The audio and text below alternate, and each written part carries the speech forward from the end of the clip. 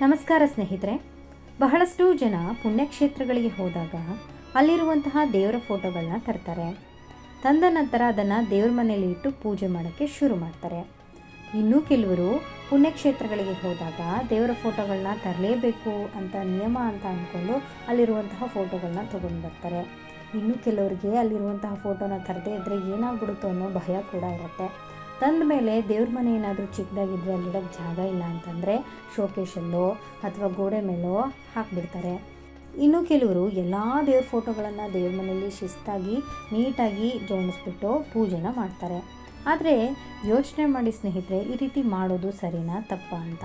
ಇನ್ನು ಕೆಲವ್ರಿಗೆ ದೇವ್ರ ಫೋಟೋ ತುಂಬಾ ಜಾಸ್ತಿ ಆಗಿಬಿಟ್ಟಿದೆ, ನಾನು ಸಿಂಪಲ್ಲಾಗಿ ಇಟ್ಕೋಬೇಕು, ಭಕ್ತಿ ಮುಖ್ಯ, ನನ್ನ ಮನಸ್ಸು ಯಾವ ದೇವರಲ್ಲಿ ನಿಲ್ಲುತ್ತೋ, ಯಾವ ದೇವರನ್ನು ನನ್ನ ಮನಸ್ಸು ಜಾಸ್ತಿ ಆಕರ್ಷಣೆ ಮಾಡುತ್ತೋ, ಯಾವ ದೇವರನ್ನು ನನ್ನ ಮನಸ್ಸು ತುಂಬಾ ಇಷ್ಟಪಡುತ್ತೋ ಆ ದೇವ್ರನ್ನ ಪೂಜೆ ಮಾಡಿದ್ರೆ ನನಗೇನೋ ಒಂಥರ ನೆಮ್ಮದಿ ಅಂತ ಹೇಳಿಬಿಟ್ಟು ಬೇರೆ ಎಲ್ಲ ದೇವ್ರ ಫೋಟೋಗಳನ್ನು ಏನು ಮಾಡೋದು ಅಂತ ಹೇಳಿ ಯೋಚನೆ ಮಾಡ್ತಾ ಇರ್ತಾರೆ. ಇನ್ನೂ ಕೆಲವರು ತುಂಬ ಕಷ್ಟ ಸಮಸ್ಯೆ ಬಂದರೆ ದೇವ್ರ ಮೇಲೆ ಕೋಪ ಮಾಡಿಕೊಂಡು ದೇವ್ರ ಫೋಟೋನ ತೊಗೊಂಡೋಗ್ಬಿಟ್ಟು ಎಲ್ಲಂದ್ರಲ್ಲಿ ಇಟ್ಟು ಬಂದುಬಿಡ್ತಾರೆ.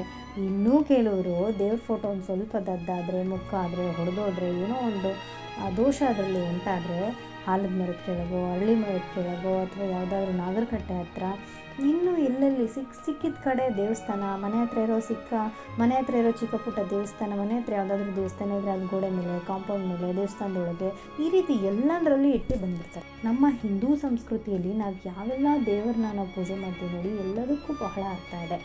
ಆ ದೇವರ ರೂಪಕ್ಕಿರಬಹುದು, ಆ ದೇವರ ಅವತಾರಗಳಿಗಿರ್ಬೋದು, ಪ್ರತಿಯೊಂದಕ್ಕೂ ಅದರದ್ದೇ ಆದ ಕಾರಣ ಇದೆ. ನಾವೇ ಅದನ್ನು ರೆಸ್ಪೆಕ್ಟ್ ಮಾಡ್ತೀರಾ ಈ ರೀತಿ ಎಲ್ಲಂದ್ರಲ್ಲಿ ಇಟ್ಟು ಬರೋದು ಬಹಳ ತಪ್ಪು. ಹಾಗಾದರೆ ಇನ್ನೂ ಕೆಲವರಲ್ಲಿ ಇನ್ನೂ ಒಂದಷ್ಟು ಸಮಸ್ಯೆ ಇದೆ. ಏನಪ್ಪ ಅಂತಂದರೆ, ಈ ರೀತಿ ಯಾವುದೋ ಪುಣ್ಯಕ್ಷೇತ್ರಕ್ಕೆ ಹೋಗಿ ದೇವ್ರ ಫೋಟೋನ ತಂದಿಟ್ಟು ಪೂಜೆ ಮಾಡ್ತಾ ಇರ್ತಾರೆ. ಅವ್ರ ಫ್ಯಾಮಿಲಿಲಿರುವಂತಹ ಹಿರಿಕರಿರಬಹುದು ಅಥವಾ ಯಾರೋ ನೆಂಟರು, ಇಷ್ಟರು, ಅಕ್ಕಪಕ್ಕದವರು ಯಾರೋ ಮನೆಗೆ ಬಂದಾಗ, ಏನು ಈ ದೇವ್ರನ್ನ ಪೂಜೆ ಮಾಡ್ತಾ ಇದ್ದೀರಾ, ಹಂಗೆ ಹೋದಾಗ ಹಂಗಾಯಿತು, ನಿಮ್ಮ ಮನೆ ದೇವ್ರು ಬಿಟ್ಟು ಬೇರೆ ದೇವ್ರನ್ನ ಪೂಜೆ ಮಾಡಬಾರ್ದು, ಫಸ್ಟು ನಮ್ಮ ಮನೆ ದೇವರು ಹಾಗೆ ಹೀಗೆ ಅಂತ ಏನೋ ಹೇಳ್ಬಿಟ್ರು ಅಂದರೆ ಅವ್ರ ಮನಸ್ಸಲ್ಲಿ ಭಯ ಸ್ಟಾರ್ಟ್ ಆಗಿಬಿಡುತ್ತೆ.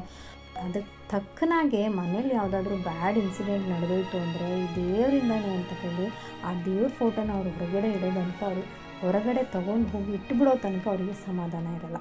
ಸೊ ಈ ರೀತಿ ಎಲ್ಲ ಯೋಚನೆಗಳು, ಈ ರೀತಿ ಎಲ್ಲ ಗೊಂದಲಗಳು ಇರುತ್ತೆ. ಹಾಗಾದರೆ ನಾವೇನು ಮಾಡಬೇಕು?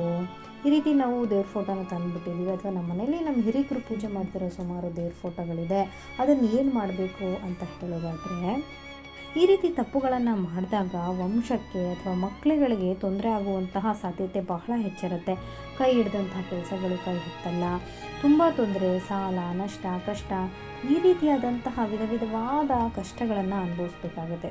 ಹಾಗಾಗಿ ಸ್ನೇಹಿತರೆ, ದಯವಿಟ್ಟು ಇಂತಹ ತಪ್ಪುಗಳನ್ನು ಮಾಡಬೇಡಿ. ಹಾಗಾದರೆ ನಾವು ಇಂತಹ ಫೋಟೋಗಳನ್ನ ತಂದಿಟ್ಕೊಂಡ್ಬಿಟ್ಟಿದ್ದೀವಿ, ನಮಗೆ ಗೊತ್ತಿಲ್ಲದೆ ತಂದುಬಿಟ್ಟಿದ್ದೀವಿ, ಏನು ಮಾಡೋದು, ಇದಕ್ಕೆ ಪರಿಹಾರ ಏನು ಅಂತ ಯೋಚನೆ ಮಾಡೋದಾದರೆ, ಮನೆಯಲ್ಲಿರುವಂಥ ಹಳೆ ಫೋಟೋಗಳನ್ನು ತಗೊಂಡು ಅದನ್ನು ನೀಟಾಗಿ ಓಪನ್ ಮಾಡಿ. ಅಂದರೆ ಅದರಲ್ಲಿರುವಂಥ ಮೊಳೆಗಳು, ಲ್ಯಾಮಿನೇಷನ್ನು, ಸೈಡ್ ಪಟ್ಟಿ, ಪ್ರತಿಯೊಂದು ಅದರಿಂದ ಇರುವಂಥ ರಟ್ಟು ಏನೇ ಇರ್ಬೋದು ಅದನ್ನೆಲ್ಲ ನೀಟಾಗಿ ಓಪನ್ ಮಾಡಿ ಅದರಲ್ಲಿರ್ತಕ್ಕಂಥ ದೇವರ ಫೋಟೋವನ್ನು ತೆಗೆದಿಟ್ಕೊಳ್ಳಿ. ಇನ್ನು ಇಲ್ಲೇನು ನೀವು ತೊಗೊಂಡ್ರಿ, ಮೊಳೆ, ಲ್ಯಾಮಿನೇಷನ್ನು, ಆ ಹಿಂದೆ ಇರುವಂಥ ರಟ್ಟು, ಪಟ್ಟಿ, ಪ್ರತಿಯೊಂದನ್ನು ನೀಟಾಗಿ ಒಂದು ಕವರ್ಗೆ ಹಾಕಿ ಪ್ಯಾಕ್ ಮಾಡಿ ನಿಮ್ಮ ಮನೆ ಹತ್ರ ಬರ್ತಕ್ಕಂಥ ಕಸ ತೊಗೊಂಡೋಗೋರು ಬರ್ತಾರಲ್ಲ ಅವ್ರ ಕೈಗೆ ಕೊಡಿ. ಕಸದೊಳಗೆ ಎಸ್ದು ಬಿಡಬೇಡಿ, ಯಾಕಂದರೆ ಅದರಲ್ಲಿ ಮೊಳೆ ಇರುತ್ತೆ, ಗಾಜ್ ಪೀಸ್ ಇರುತ್ತೆ. ಸೊ ಹಾಗಾಗಿ ನೀವು ಅದನ್ನು ತೊಗೊಂಡು ಹೋಗಿ ಬರ್ತಾರಲ್ಲ ಅವ್ರ ಕೈಗೆ ಕೊಟ್ಟು, ಇದರಲ್ಲಿ ಈ ರೀತಿ ಮೊಳೆ ಗಾಜೆಲ್ಲ ಇದೆ, ಹುಷಾರು ಅಂತಲೇ ಹೇಳಿ ಕೊಡಿ. ಇನ್ನು ನಿಮ್ಮ ಹತ್ರ ಉಳಿದಿರುವಂತಹ ದೇವ್ರ ಫೋಟೋ ಏನಿದೆ ಅದನ್ನು ನಿಮ್ಮ ಮನೆ ಕಾಂಪೌಂಡ್ ಒಳಗೆ ವರಂಡಾದಲ್ಲಿ ಏನಾದರೂ ನೀವು ಜಾಗ ಬಿಟ್ಟಿದ್ರೆ ಅಲ್ಲಿ ಹಳ್ಳವನ್ನು ತೆಗೆದು, ಯಾರೂ ತುಳಿಬಾರ್ದು ಅಂತಹ ಜಾಗದಲ್ಲಿ ಹಳ್ಳವನ್ನು ತೆಗೆದು ಆ ಫೋಟೋನ ನೀಟಾಗಿ ಮಚ್ಚಿ ಅದರೊಳಗೆ ಹಾಕಿ, ಹಾಗೆ ಮಣ್ಣನ್ನು ಮುಚ್ಚಿಬಿಟ್ಟು ಅದರಲ್ಲಿ ಒಂದು ಚೊಂಬನ್ನು ನೀರು ಹಾಕಿ. ಈ ರೀತಿ ಮಾಡೋದ್ರಿಂದ ಆ ಫೋಟೋ ಮಣ್ಣಲ್ಲಿ ಕರಗಿ ಹೋಗುತ್ತೆ. ಮಣ್ಣಲ್ಲಿ ಕರಗಿ ಅದು ಪಂಚಭೂತದಲ್ಲಿ ಲೀನವಾಗುತ್ತೆ. ಈ ರೀತಿ ಮಾಡೋದ್ರಿಂದ ನಿಮ್ಗೆ ಯಾವುದೇ ದೋಷ ಉಂಟಾಗೋದಿಲ್ಲ ಸ್ನೇಹಿತರೆ.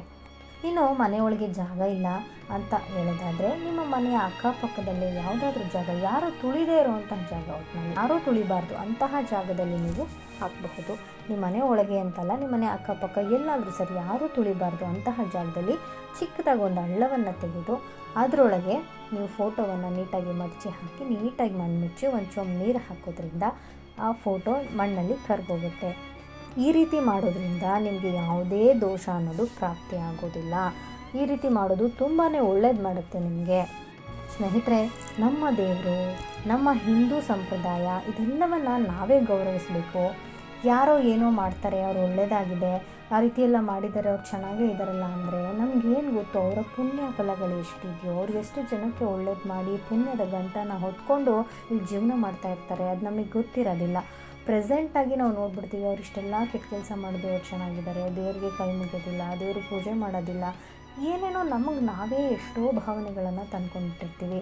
ಆದರೆ ಯೋಚನೆ ಮಾಡಿ ಸ್ನೇಹಿತರೆ, ಯಾರು ಏನಾದರೂ ಮಾಡಲಿ ನಾವು ಒಳ್ಳೇದು ಮಾಡಬೇಕು, ನಮ್ಮ ಯೋಚನೆ ಒಳ್ಳೆಯದಾಗಿರಬೇಕು, ನಮ್ಮ ಕೆಲಸ ಒಳ್ಳೆಯದಾಗಿರಬೇಕು, ನಾವು ಇಡುವಂಥ ಹೆಜ್ಜೆ ಒಳ್ಳೆಯದಾಗಿರಬೇಕು, ನಾವು ಮಾಡುವಂತಹ ಪ್ರತಿಯೊಂದು ಕೆಲಸ ಸಾಕ್ಷಾತ್ ಭಗವಂತನ ಕೃಪಾ ಕಟಾಕ್ಷದಿಂದ ಆಗ್ತಾ ಇರೋದ್ರಿಂದ ನಾವು ಭಗವಂತನಿಗೆ ಗೌರವವನ್ನು ಕೊಡಬೇಕು.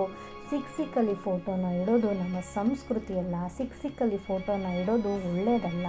ದಯವಿಟ್ಟು ಇದನ್ನು ಅರ್ಥ ಮಾಡಿಕೊಂಡು ಯಾರೂ ಕೂಡ ಸಿಕ್ಕಲ್ಲಿ ಫೋಟೋನ ತೊಗೊಂಡು ಬಿಡಬೇಡಿ. ತುಂಬ ಸಿಂಪಲ್ ಆಗಿದೆ.